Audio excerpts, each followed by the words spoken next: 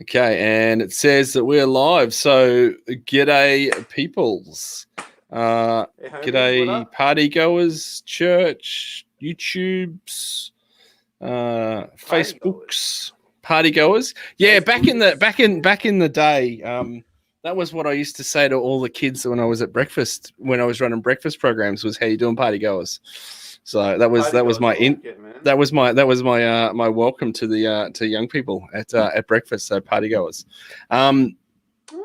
Yeah, so that was cool. Anyway, my name's Doug Townsend, aka DT, Bogan Preacher, pastor Big Heart Church, and this is my sidekick, minion, and good friend Mickey V. Yes. Do you want to just say g'day, Mickey? Shady associate, we'll say. Now, I'm Mickey. I am campus pastor at a church in Diggers Rest, Grow Church, and we're not feeling very campusy at the moment, but it's all cool. Actually, one of the really weird things about this whole sort of quarantine-y, lockdown-y, I don't know what the polite thing to call it is, but it's actually weird. Like, I've been doing the campus thing for a few years and really feeling a bit more connected with the main church. Yeah, yep. Main church, because we're doing a bit more for them. We're kind of preaching on the same platform, and the musicians are kind of musicianing to the same. They're kind of doing the worship leading the same thing, and we're kind of catching up with them all on the Zoom and stuff. Tell you what, there's something very awkward about a Zoom catch up, and I've been talking to people, and you know what the problem with the Zoom catch up is? No, I don't. What is it? One-on-one, you get 4 people on a Zoom catch up. The problem is leaving the Zoom catch up. Okay. It's like a standoff. It's like a standoff. Who's leaving first?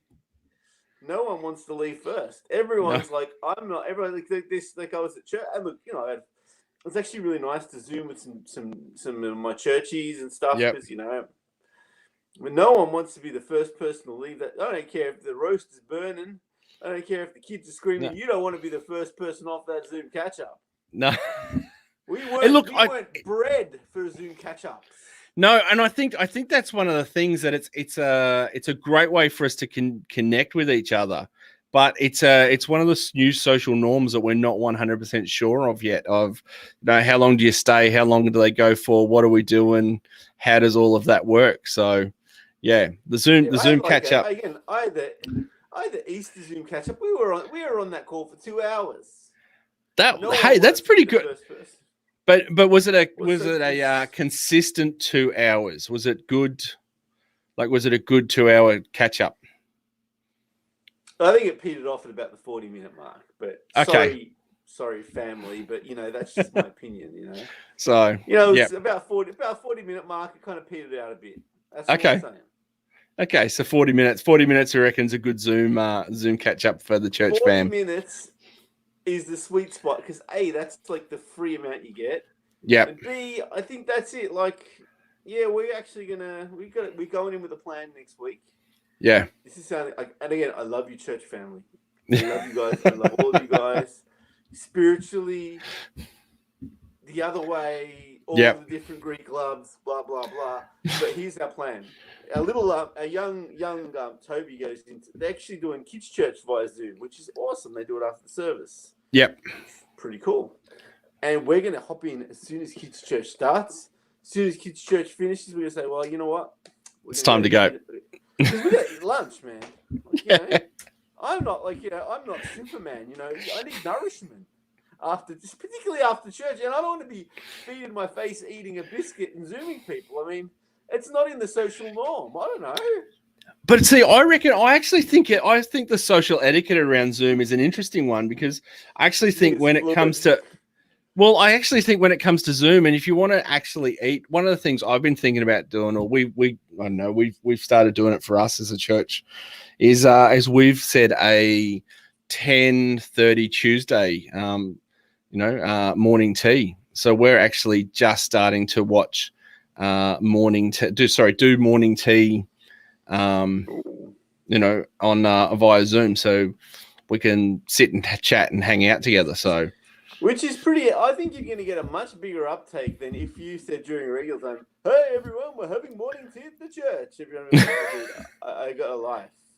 Yeah, I will say. I actually think our church is very social when it comes to food and stuff like that. Before we went into the COVID social distancing, we were very much huge on morning tea. Some days would go longer than church because we're a very social bunch. So it's an interesting. Big Heart Church knows how to party. Big Heart Church knows how to party. Big Heart Church knows how to eat good food and laugh a lot. So we're pretty good in that space. But yeah, coming into this, it's been one of those spaces where we're kind of going, okay, how do we maintain connection and how do we stay connected with people in that? And I'm morning tea is one where we're going to do that, and we're doing so we're doing 2 regular Zoom sessions a week, and then we're doing a live worship to give people an opportunity to sort of have a midweek time of worship. I got a question for you and for kind of all the party pastors listening out there. Here's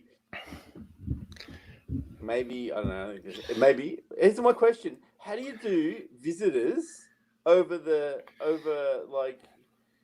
you reckon there's visitors? Is there a thing to do visitors during social distancing? Yeah. No, look, I definitely think there is.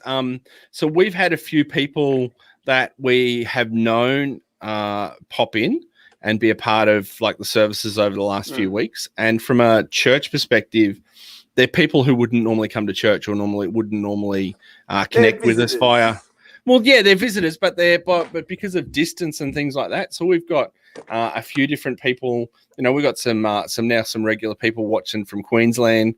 We've got a few people that live in the eastern suburbs that wouldn't go to church anywhere else. That because of connection and relationship with us, have sort of started.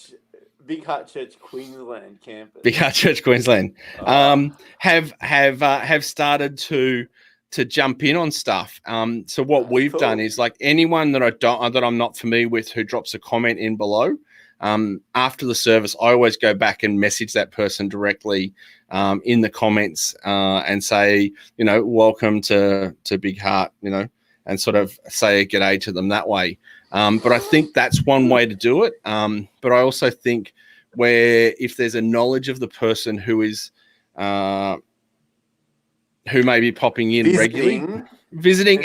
You can actually who's visiting, but because they're visiting via Facebook or YouTube, if they're leaving comments, you can actually message them back, do direct messages back. So there's a way to continue and build those relationships from there. So yeah, and we've had so we've started 2 new Facebook groups off the back of this. We never did any Facebook groups before this. So we've done 2 new Facebook groups, and off the back of those Facebook groups, we're now saying to people, look, jump in on that. One of them is kind of there for, prayer, memes, having fun, connecting as a church and communicating. And then the other one is more a generalist, how do we connect socially? How do we look after the church? How do we grow the church? How do we, minister during this time? How do we create communities of hope? So they're kind of 2 different purposes.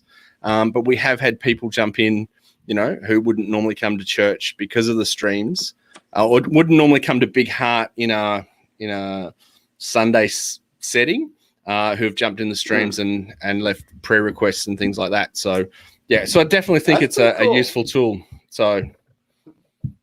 That's awesome. Yeah. So what's if you're tuning in or watching, say good day to us, and if you got any questions or you want to make a comment, drop something in there, and you're more than welcome. I noticed you're doing. I'm doing a white t-shirt with a white background. You're doing a black t-shirt with a black background. We didn't plan. Okay, so I'm doing black t-shirt with a black background. That is correct, but I do a black t-shirt every day. So when I'm of the, well, it's not because of them, but I'm of the what is it, the Bill Gates, not Bill Gates, the Apple dude. Bill Gates. No, Steve Apple. Jobs. Steve Jobs. It's like just the same t-shirt. Keep it simple, stupid. What am I wearing today? I'm wearing a hat, I'm wearing a black t-shirt, and I'm wearing jeans. And on a work day, I'm wearing a Dickies button-up t-shirt, button-up. And whether I'm going to church or whether I'm it's standard. So I don't have to worry about fashion. I'm just being myself. Keep it simple, stupid. Speaking of Bill Gates, yes. I actually noticed that there's been, and again, I'm going to be really careful how I say this because I thought people were crazy when they were hoarding toilet paper. Well, maybe they still are. But I've noticed that a lot of people in my sphere of influence, regular people, are going down the 5G vaccination conspiracy theory rabbit hole. There's a lot of, and I feel like there's a lot of fear at the moment. And I'm actually writing a sermon at the moment, and it's I never know when I'm writing the sermon, whether I'm doing a good job or not. But I feel like that's something I really want to address because I really feel like people are really scared at the moment, and it's not just I think it's people aren't used to being. None of us are used to being holed up in our houses, and some of us like it better than others. But I've really noticed there's a lot of. But maybe I hang out with a lot of people who like that. But I really noticed that. Have you noticed that? Have you noticed a bit of that? Yeah. Look, I think globally there's a whole lot of fear and a whole lot of conspiracy theory stuff out there, and there's a whole lot of stuff because people don't know but people don't know what's happening. We get. If you're, I don't watch commercial television. Yesterday, I sat down with my wife and my sister-in-law, and we watched, what is it? The cooking show that's on at the moment. MasterChef. That's the one. That's on at the moment. I'm not. It is. So you and I are competing with MasterChef as we speak. So that's where all the masses are on MasterChef. We sat down to watch MasterChef. And I haven't watched MasterChef in I'm just over watching like cooking programs and commercial television. Until last night. I can't tell you the last time I actually sat down to watch commercial television, and I was just watching it, and I was just like, I have no interest whatsoever. Like I sat there because I was there with my wife, and we were sitting there watching and eating dinner and that, but otherwise I just had no interest in being there. But from a television show point of view, because I just think that the narrative and the stuff we see on news and television is all negative. Like there isn't the positive stuff in there. There isn't. You can't even cook a stir fry without John. He's burnt the greens, and it's just can't like that's the same thing. Like even that, it's all they managed to turn a cooking show into like a drama. Into a drama, that's right. And who's playing off against who. But the one thing I do like about MasterChef is that it's about the food and not about the drama necessarily, as opposed to the other ones. So, but when it comes to like fear and that, people just don't know. Like I see a lot of Christians sharing conspiracy theory stuff out there, and a lot of people who are sharing conspiracy theory stuff on social media and half of me loves it, but half of me is like, really? I love a good conspiracy theory. Don't get me wrong. I love a good conspiracy theory. But at the same time, I also take all of them with a grain of salt. And I think one of the biggest great ones.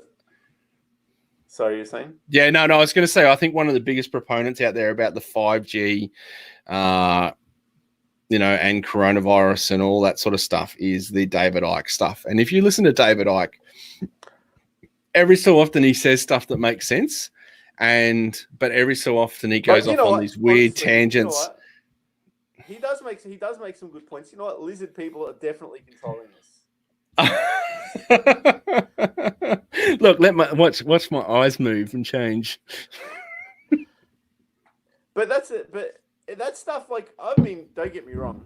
I love a good conspiracy theory. And I kind of thought it was just like, and I think it's a bit of fun, like, Yeah.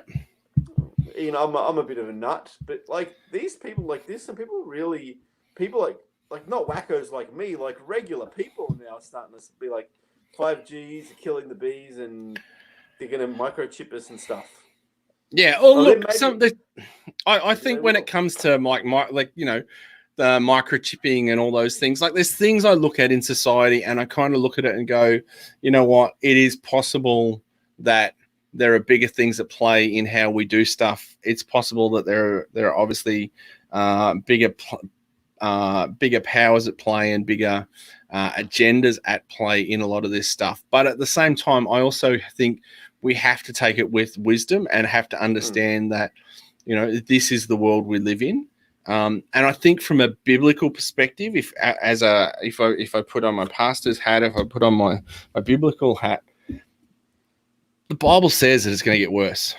You know, you read Revelations and you read the book of Daniel, and look, there's stuff in there that we try and interpret and understand through the lens of, you know, what the way we see and understand the world at the moment. But at the same time, we know that it has to get worse before, you know, before Jesus comes back, before you know. And if you read the Bible, at the end we win. You know, we've already won, but at the end we win. So it doesn't matter what is happening in the world in that perspective. It's just having that understanding and having that wisdom when we say, okay, Jesus, I'm going to trust you and put you in charge.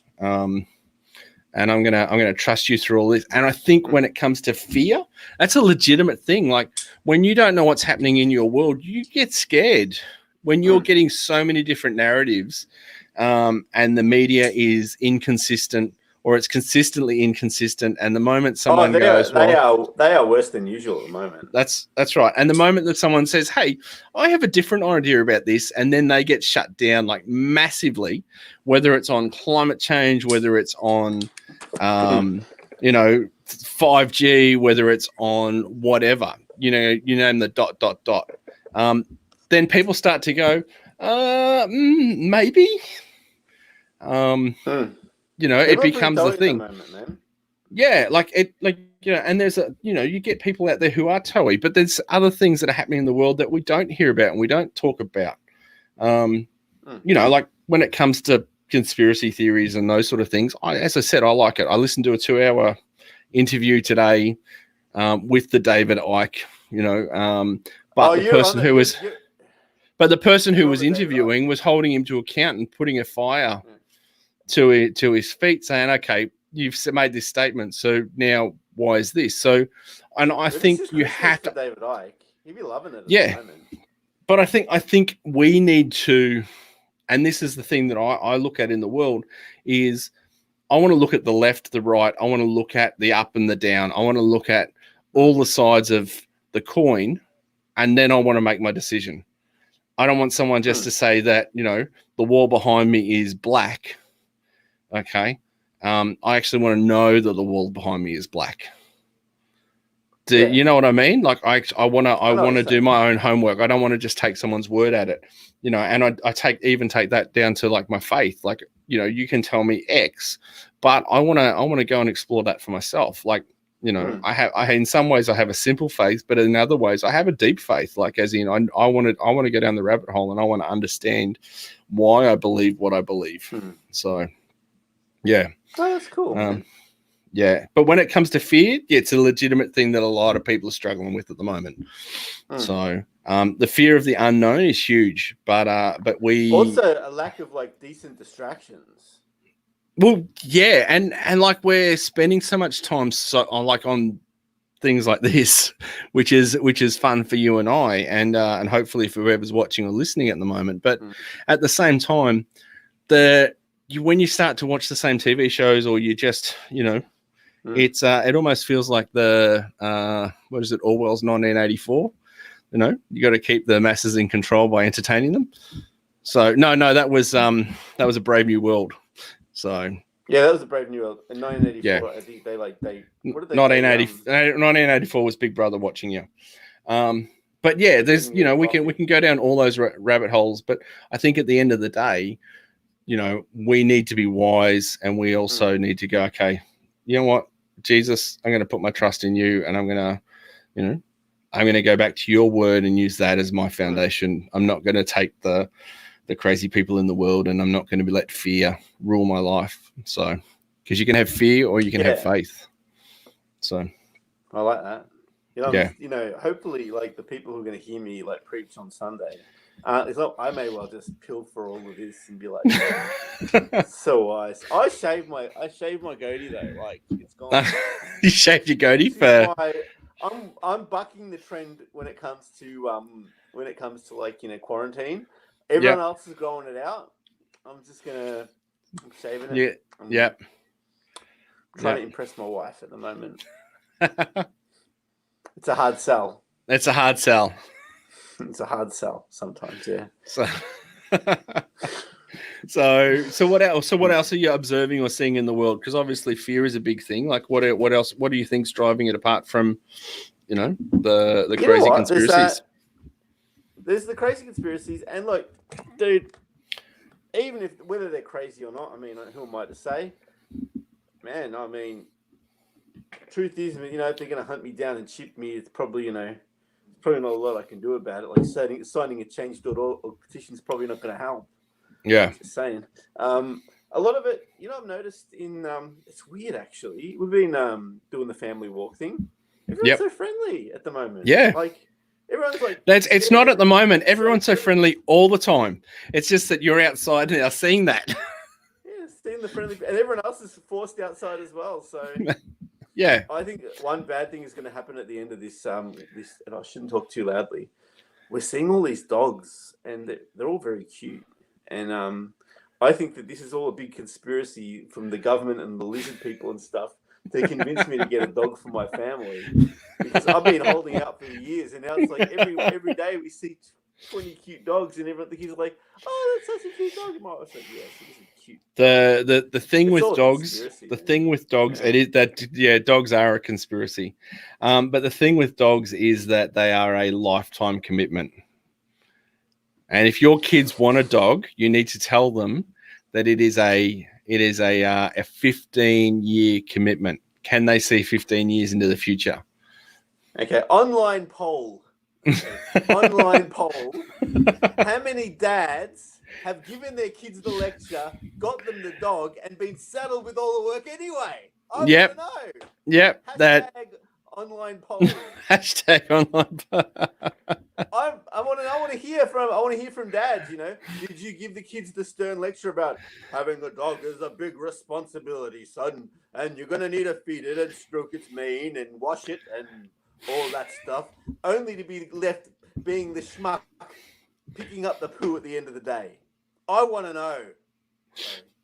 It's 100%, in favor of yes. They gave the advice and then they got stuck with it anyway. It's exactly how it's going to go down. That's why for the last 20 years I've just held on. But you know what? Being in confinement is weakening me. Just saying. No, don't let it weaken you, mate. Don't let it weaken you. And if you're going to get a dog, get a man's dog. Don't get a little poodle dog, yeah? No. Get a real dog. Don't get a slipper dog. Get a real dog. So. We've what's happened? The dog next door, Dougie, his name is, by the way. Dougie, okay. Dougie is a gateway dog. Okay. There's a hole in the fence, and he comes over and he poos in our backyard, and he's melted the heart of the family. I have since I don't give Dougie any love, like not that Dougie. You'll be a love, but I don't give Dougie any love. But Dougie has got the family fooled. Yeah, he's a big old man dog, and he's got the family fooled. They are hook, line, and sinker into getting a Dougie. Yep. We get a dog and call him Pastor Dougie. Pastor Dougie. I don't know, man. It's all hey, if you conspiracy. That's the conspiracy. Yeah, but you know how the dog comes into your backyard to do the poos. Get your kids to start cleaning them up now, and then they'll appreciate that. No, I don't want to be doing this. I have done that. I've actually had to pay them to clean the poo up. Yeah, no, it's not a matter of paying. It's like this is what you do so that you understand the price that you have to pay in owning the a kids dog. know they only have to clean the poo up long enough to get another dog, to get their own dog, and then like these are my children. I'm a very intelligent children. They're smart enough to play along for a few months. Yep. Are you going to go down the puppy school path? What are you talking me into this now, Doug? Pouring my heart out on live internet. If you've already given in, you've already made the decision that you're going to give in to getting a dog. So if you're going to get a dog, make sure you go down the puppy school path so that you get trained and not, because puppy school is about training the owner, not about training the dog. You know that, don't you? What? Puppy school is about training the owner, not about training the dog. Because the owner needs to learn how to look after the dog. That's what puppy school's about, mate. It's all a big like, scam. yeah, it's nice. You get to teach them how to sit, and you get to teach them how to be a part of, to poo outside and to give you all those signals. But at the end of the day, puppy school is about training you. I don't have time for this, man. Like, I just...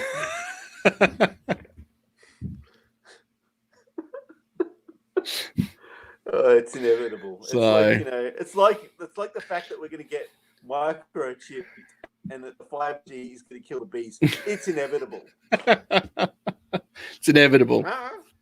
Well, I'm gonna hold off on the microchipping of me, but I'm happy to microchip my dogs. Yeah. So, yeah, I'll fight the good fight on the microchip of me. So yeah, I'm not that keen on it either. It doesn't seem like a. It seems like I'm not one of those sort of biblical conspiracy guys, but it's pretty it's kind of in there in the fine print if you read the Bible. I'm just saying. No, see, I grew. Oh, this is good, Dad. If you're watching this at any point, know that you introduced a lot of good conspiracy theories into my life. but growing up, Mr. Doug. You did a good job, Mr. Townsend. What's your old man's name? Rodney. Good job. So, but I remember growing up as a kid, my dad used to get these magazines called Nexus magazines, and they were always conspiracy magazines. And growing up in the 80s, all the churches were talking about the end times and the mark of the beast, and everyone had their spin on that. But I've had, I get into these deep philosophical conversations with my dad, which I love.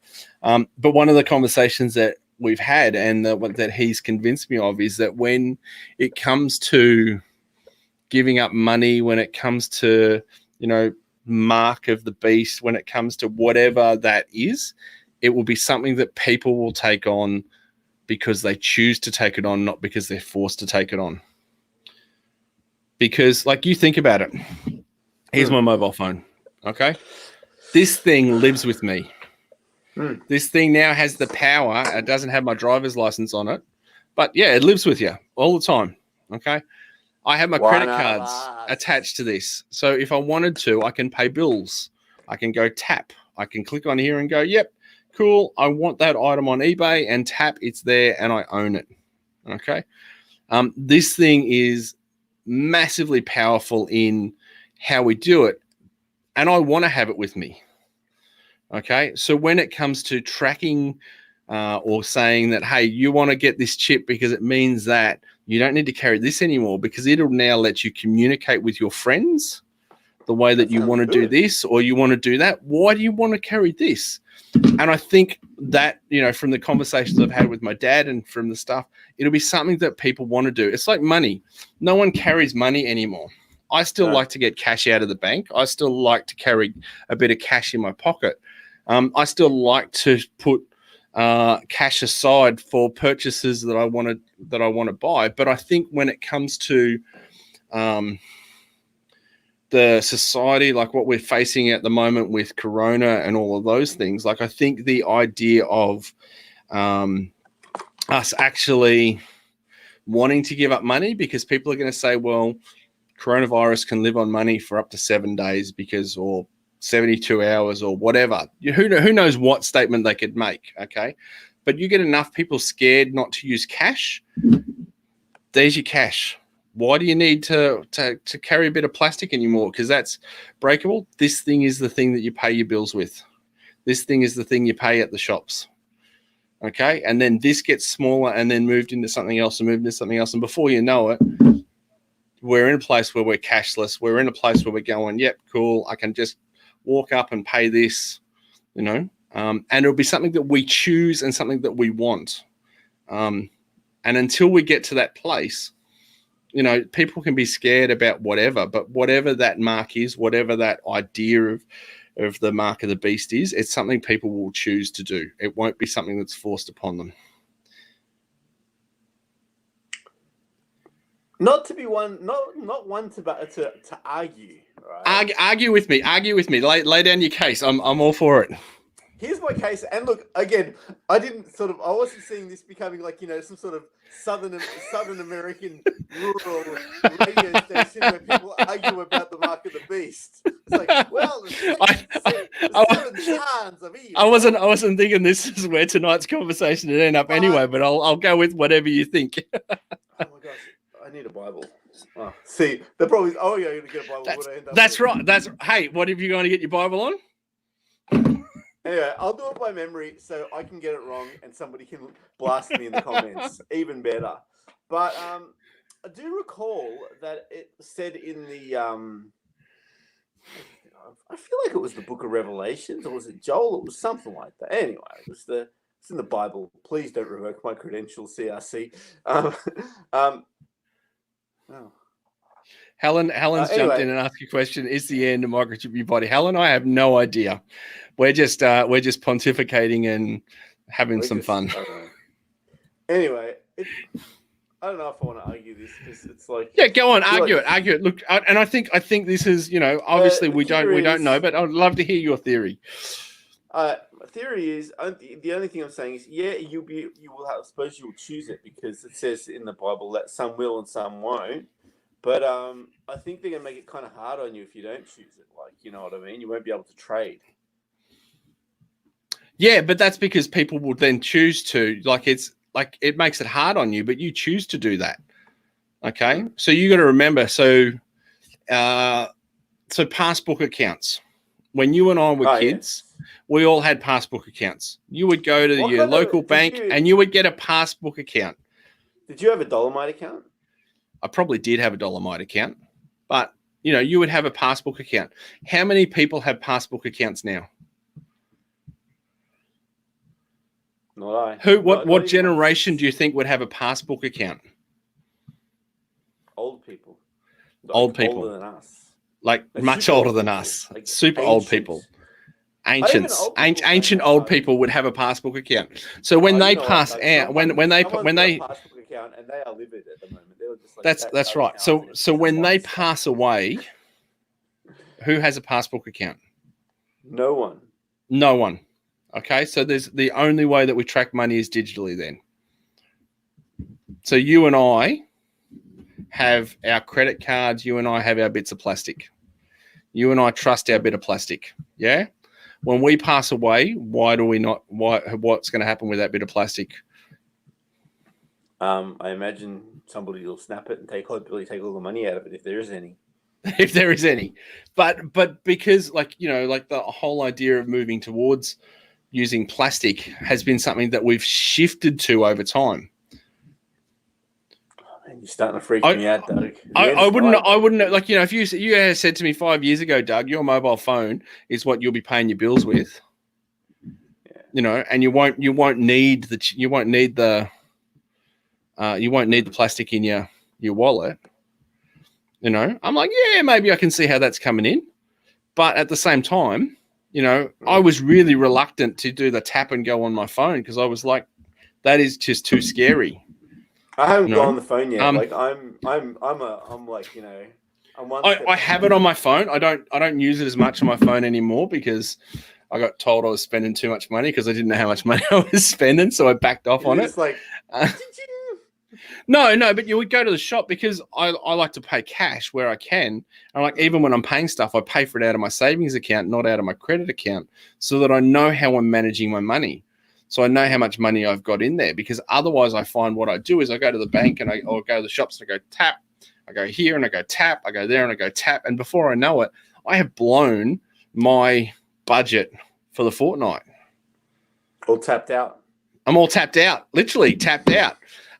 So I think from a financial perspective, like, yes, it will become hard for people, and people will get shifted or forced into that space, but they will go there because they choose to, not because they have to.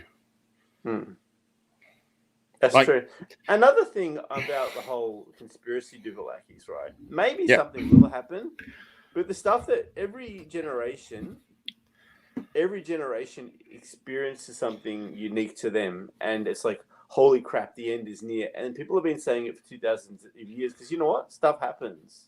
Yeah. But like God's idea of timing might be like, dude, I got like 5,000 years. What are you guys chatting? What are you guys just get on with the job, man? Who knows? Yeah, like, and that's the thing. Like, you and I could live our whole lifetime, and we don't see the end.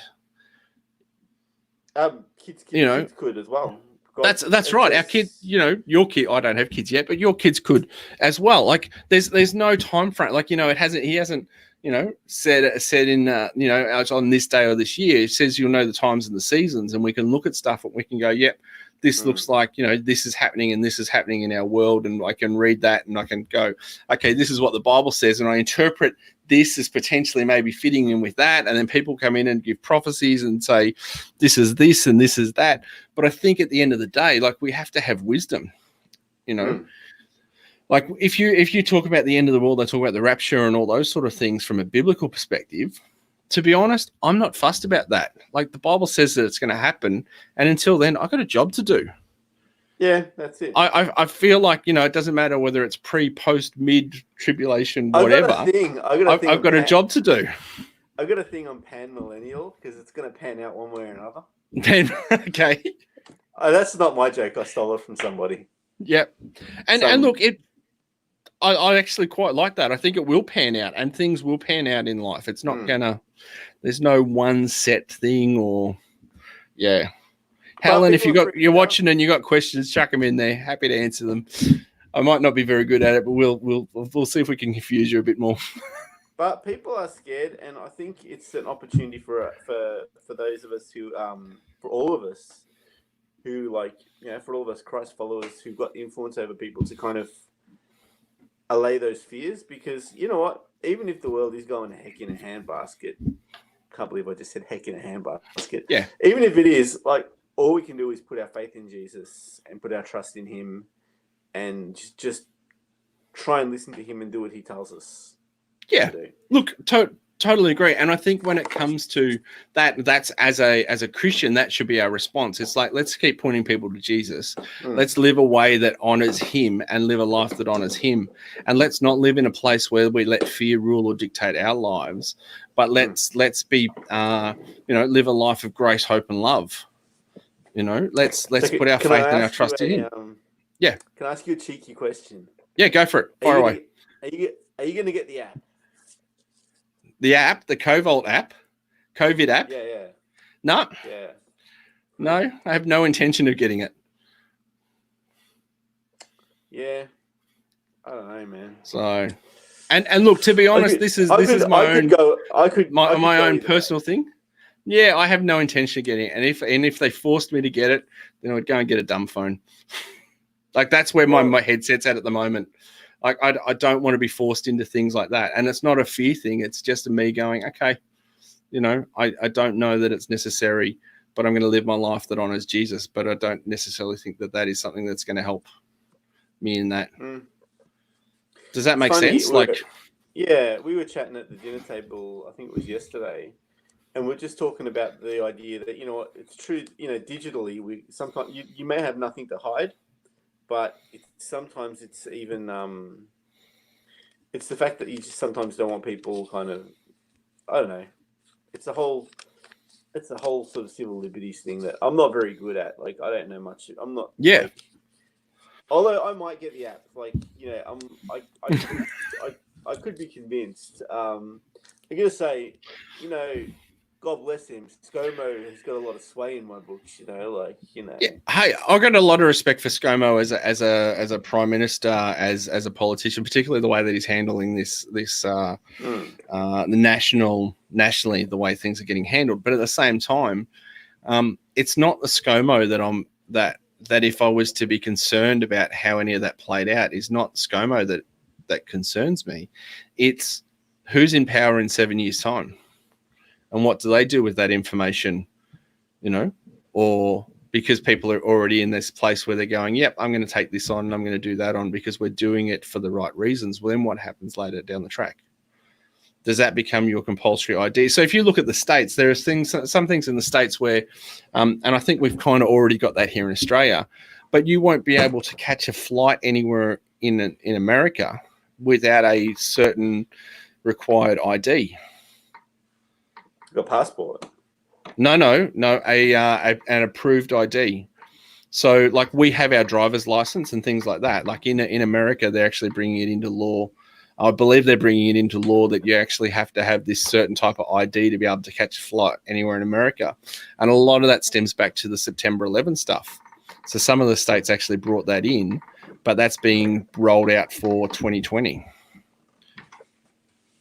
So ID2020.org, man, you need to check it out. I actually heard that term for the first time last week. I hadn't actually heard ID 2020, and I went and had a look at it, and that's where I heard about this idea around the traveling in America. But that goes back to the 1980s, where I can remember, I don't know what your parents were like, but I can remember the conversations back then about ID cards and things like that, about compulsory ID cards that they wanted to bring in the 80s. The Australia card, whereas now. We would, if you turn around and said to people, we want to give you an ID card that's going to help you do this and do that, and it's going to get you wherever you need to go. It'll replace your driver's license. It'll have all your information on there. You can use it for your banking, and we can put it in an app that goes on your phone. And if someone's around you that says you've got COVID-19, you'll know. 99% of people are going to go, yeah, I'm on board with that. Maybe not in Australia. No. In Australia, if you can argue that, if you can give people a justified reason why, we'll comply, and we will, because that's we're a nation who wants to look after our neighbour. Apparently, though, Singapore, much more compliant nation than ours, only had 20% uptake on that app. Yeah, but Singapore is also run more like a government organized, not a government, more like a business than. It's a democracy, but it's more dictatorial democracy. I don't know the correct term, but it's a tough. It's a bit of a tough democracy. It's a very tough democracy. But yeah, national service there. Sorry, international service. National service. I used to church with the guy, a Singaporean guy, and he was like this mild-mannered dude, and all the peeps there have got to go do their national service. Yep. It's pretty serious. I'm not opposed to national service. I think national service might actually be a good thing. That's me just personally, but I wouldn't have been opposed to it back in the day. But I think in Singapore, I was talking with a guy from Singapore who he'd done national service, and he was a Navy clearance diver. He was doing work with Surf Lifesaving Victoria. Yeah, a great guy. And we were chatting, and he said when he got out and he'd done his time, he said he could be recalled at any time up until the age of 40, I think it was. If you're a Singaporean and you're watching, feel free to correct me. But yeah, I believe up until the age of 40, he could be recalled to duty at any time. Don't mess with the Singaporean, man. So you look at them; they look like mild-mannered dudes, man. But you know what? Like lions, man. They've done the army training, and they will drop you like a sack of potatoes. The first time I flew overseas, like flying from Melbourne, Singapore, England, and then coming back with Beck. So I flew over, met her, and then we came back together after she'd done 3 months secondment over there with work. I remember stopping in Singapore on the way back, and there was the young guys there with their is it their Gurkha, the knife, the bent knife, and their little guns, but they didn't look like they were much bigger than a 14-year-old boy in Australia, and they had these baby faces, and they looked small and skinny, but they were packing these semi-automatic or these automatic rifles, and and these massive big knives, and you kind of look at them, you kind of go, you know what? Even though you look like a kid, I still don't want to mess with you. Hey, you don't want to mess with them. I always had a bit of a rule of thumb, which is never mess with a small guy, man. Because I want to ask you something, Doug. In your life, how many people have picked an actual fist fight with you? I haven't had many pick a fist fight with me, but then since high school, I've always been head and shoulders above most people. Exactly. That's my point. Small dudes, people think they can take him. They get battle hardened, and then you know what? You take him for granted, and you know what? Boom. Yeah, but I think too, and this is comes down to like when it comes to fights and things like that. Obviously, people, if you go up against someone who's trained how to fight, that's a different to someone who is just throws a punch. Like you can be a lucky punch and knock someone out and kill them in one hit. You can do the whole one punch thing. But if you're trained how to fight, or you're trained how to defend yourself, different levels of that, but you can make a difference. I'm a big guy, but I've taken down bigger guys than me because I know how to use my weight and to drop them. But then I've had other young guys who, would take me out in a second because they know what they're doing. They know technically how to fight. They know what they're doing. They know how to put arm locks on. They know how to, do those things. You know what I reckon? I reckon you get celebrity preachers and see if you can kind of get some sort of like celebrity preachers fighting like celebrity preachers. Put down the pair of the most expensive pair of shoes in the room, the sneaker preachers, and get them to fight over them. So I know this is probably probably crossed a few lines, but let me ask you a question, all right? Yep. Russell Evans, right? Yes. Russell Evans, Brian Houston, in their peak. Like not now. Yep. Like today, Russell will drop Brian like a bad habit because he's like 20 years younger than him, and he's got a bit of weight behind him, and he's got that like urban street cred. Like he's got the jacket and the runners and stuff. But back in his prime, Brian Houston probably, and Brian, that cat doesn't take any prisoners, man. I've heard stories. He's you don't. So you're talking between. You don't go to church that big by suffering fools. So Brian Houston and Russell Evans in their prime having a street fight. No holds barred street fight. I reckon I got a lot of respect for Russell, but I reckon I'd back Brian.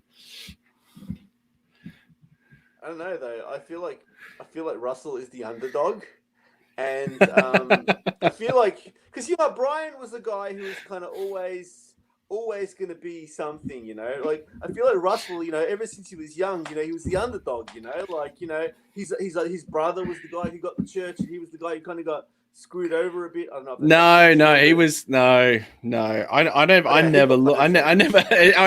it's joking, but I've never looked or thought of him in that way. I'm not ACC, man. I don't have a dog in this fight, but I'm just saying that Russell's got a bit of mongrel in him, and I think take Brian out. I reckon they both do, mate. I reckon they both do. I reckon they both got a that's I don't know which. If either of them like get a wind of this, you know what? One call to the leader of our denominations, and I'm not going to say what I mean. This guy's in the ACC. You know what? He can get you de-pastored. He can get you he'd be like just all sauce, no pasta. I'm just saying that's So guys like us probably, we're probably safer talking about 5G and microchips and Bill Gates than we are talking about those two. Team Russell. Team Russell. You reckon Team Russell? I'm Team Russell. You're obviously Team Brian. Look, if it came to a street fight in their prime, I'd go Team Brian. He's a big guy, Brian. He's He's got the will.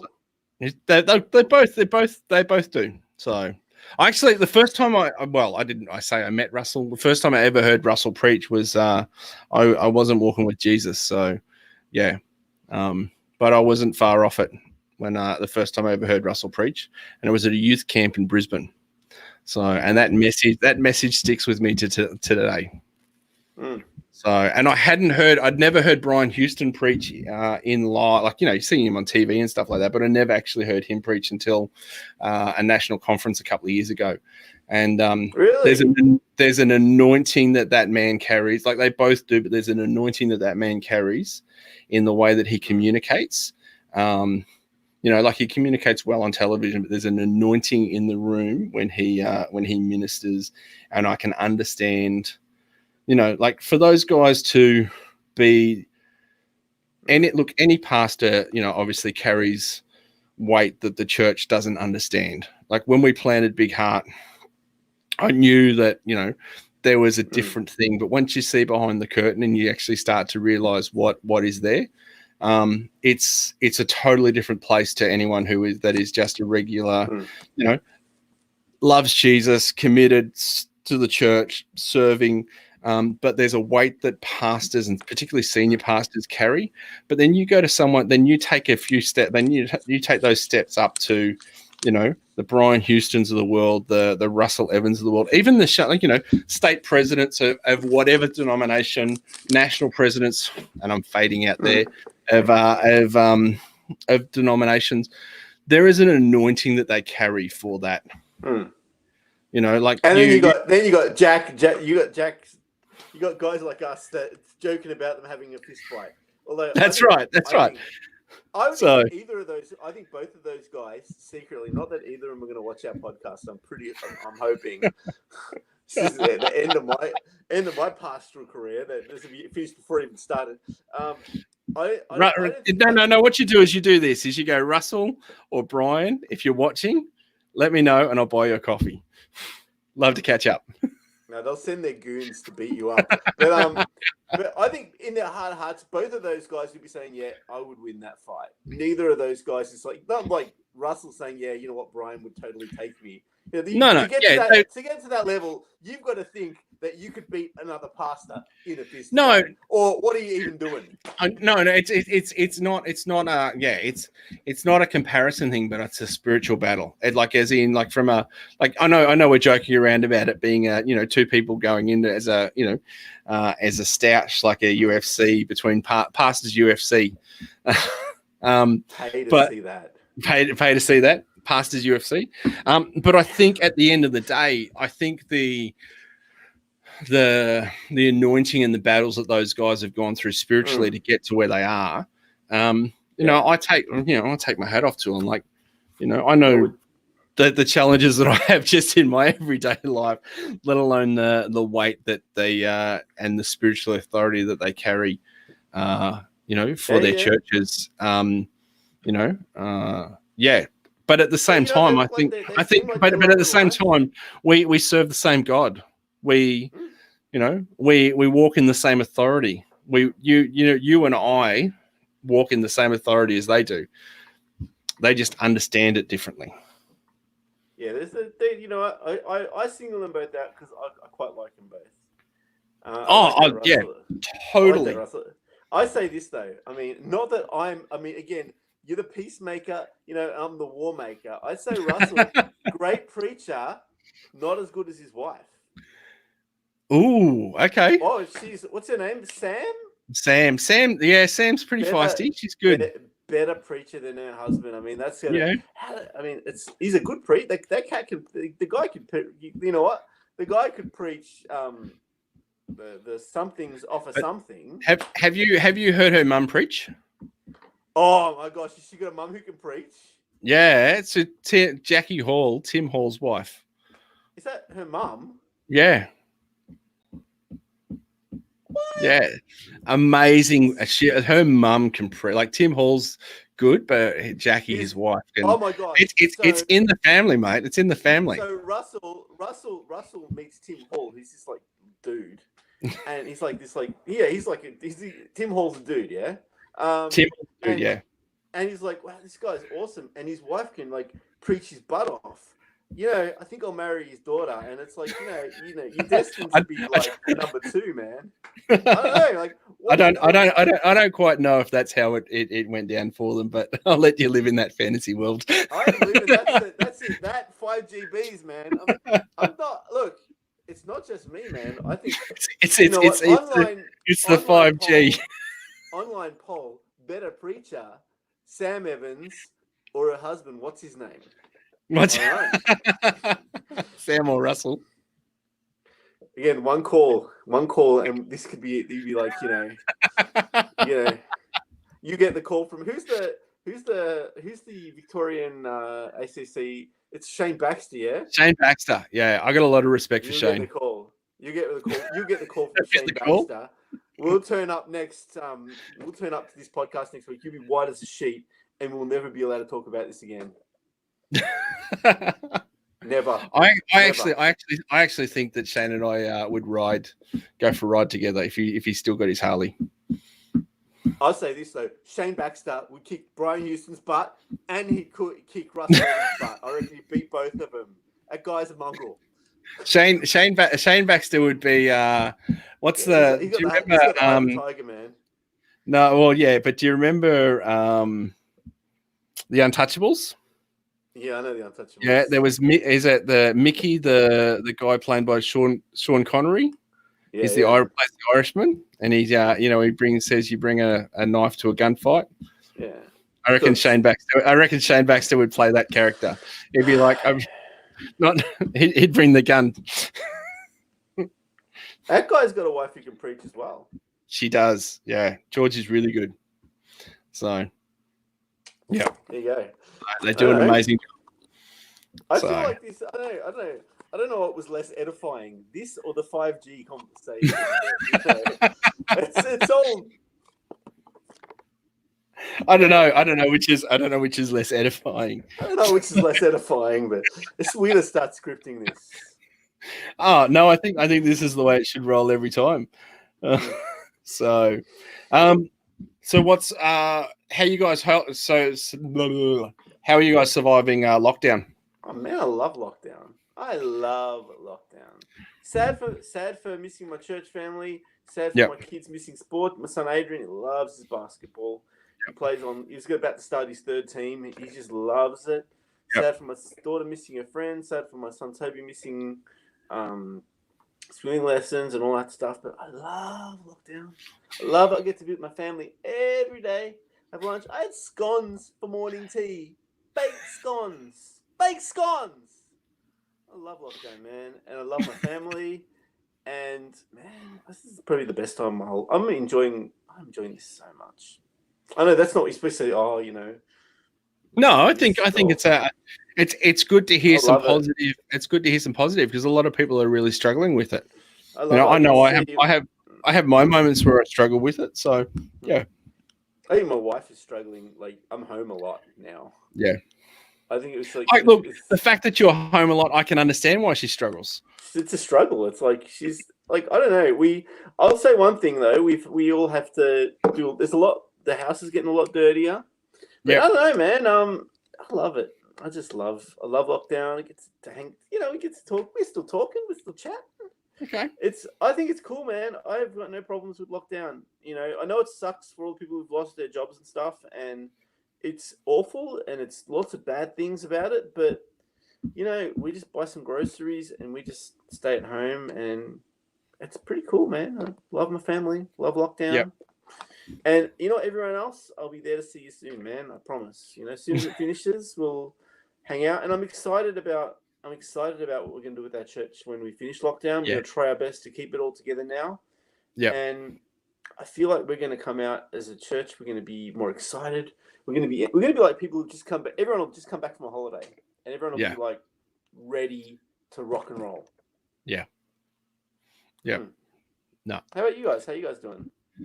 Yeah, look, I think we're doing pretty well. It's one of those things where, you know, we're all working from home now, so we're trying to make that work. Now that, like, you know, Michelle's in the kitchen, I'm in this room, Beck's in her office, you know, and then we're just trying to find that balance between all of us on how we make stuff work. It's different. I enjoy the social side of my job. I enjoy the outward focus of my job. You know, and working from home is a totally different space.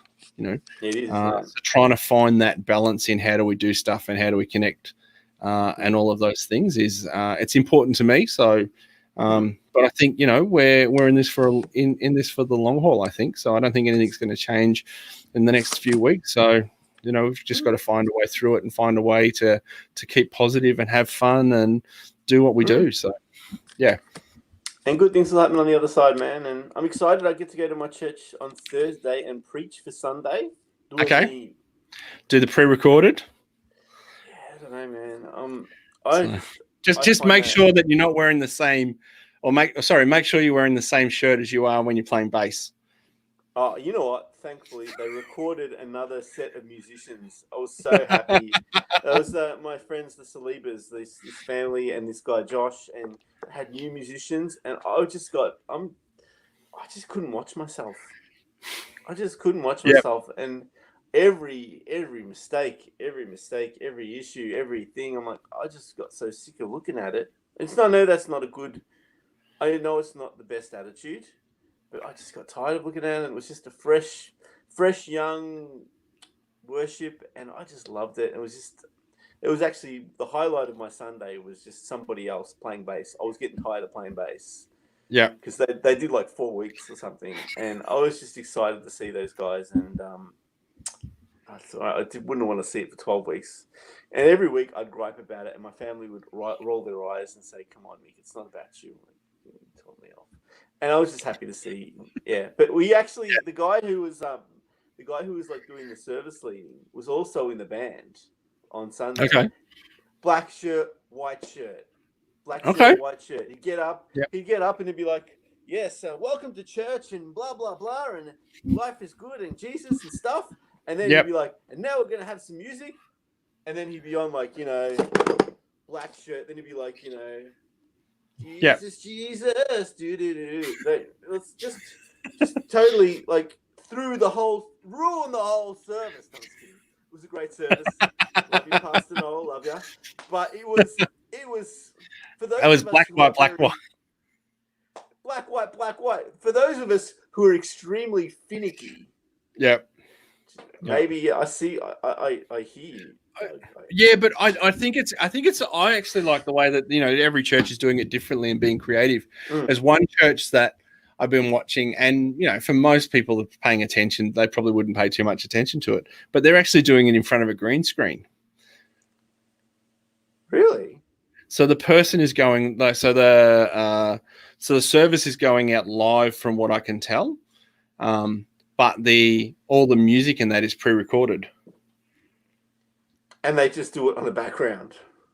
Green screen. So for instance, you know, it'd be like, you know, they step out a shot and they walk in and they talk, blah, blah, blah, blah, blah, you know, and now we're going to worship, and then they step out a shot and it's playing, you know, and then when they walk back in, you know, the band's still behind them, but the band's all on green, like it's a green screen behind them. That's how I think they're doing it, because that's actually pretty cool.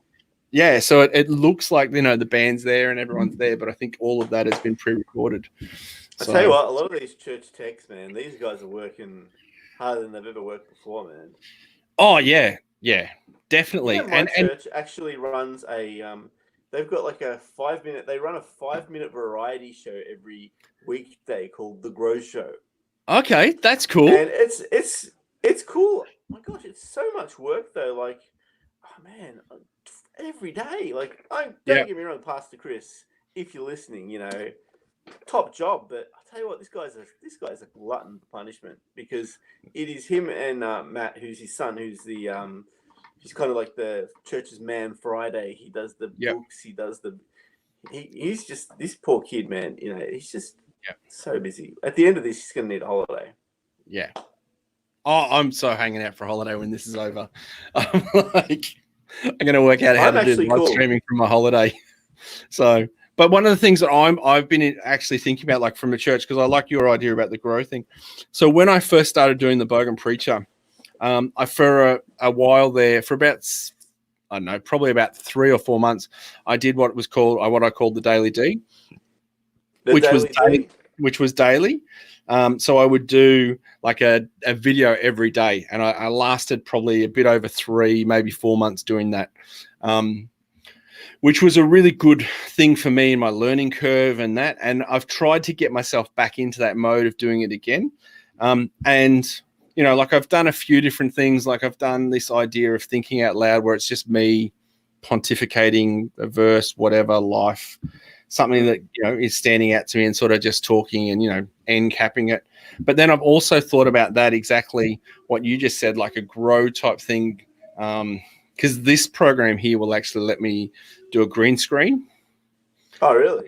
In it. So I've been thinking about getting myself a green screen and dropping in different backgrounds and then just doing it's like, you know, like Eiffel Tower, you know. Yeah, whatever. Yeah, something, whatever. Like find a picture from our adventure in Africa and stick that behind me, or find a video of something that, you know, and run that behind me, or do something like that, and just, you know, do this, just get on there for 20 minutes, half an hour, and just do a g'day church, how you traveling, you know, have a chat with whoever wants to pop in or that, and just do that like each day, or at least, you know, 5 days a week or that. It's something that I've thought about doing from a church perspective, but it's kind of like, yeah, how do you know, and just having some fun with it, because I think people are looking for ways to connect and stay connected, which is why we're doing the Socially Distant podcast, because it lets us connect and have some fun, and if people enjoy it, they enjoy it. So, hey, I've actually got I've got to put my little one to bed now. That's cool, man. That's cool. Let's call Toby. If it's young, because you know what, young Toby, he will take every opportunity. He will take every opportunity to. He's like Houdini. This kid will stay up. Get out of bed. Like, he's God bless him. He'll take every opportunity to do whatever he can. Like, I bet you he's probably not even. He's supposed to be in bed right now. This is the walking cam with Mick. This is walking cam. He's supposed to be in bed. How was Lego Masters? Good. Was it awesome? Yeah, fine. Are you going to bed? I think I'll be there in a minute. Sorry about that. That's okay, mate. That's okay. Let's put a pin in it there, and that way you can then do your fatherly duties. Fatherly on duties, walking indeed. cam. Yes, sounds good. All right. So cool, mate. Well, you look after yourself, and we'll do this again next Monday, sometime between 7:30 and 8+ p.m. So cool. Anyway, mate, look after yourself. Thank you. If you've been tuning in, Mickey's dropped out there, so I'm just going to get him out of the screen. If you've been tuning in and enjoying, Helen is saying nighty night, Toby. So yeah, Mickey passed that on to him. Oh, Mickey's back.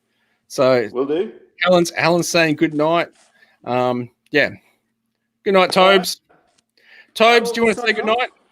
Toby? Do you want to say good night, Toby? bye-bye. Bye-bye. Sorry. Well, we'll say that's good night.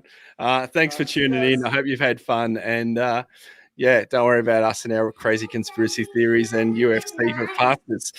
So have a good one, and we'll catch you in the next stream, whenever that is. Okay, this is us signing off. See you. Bye. Signing off. Bye.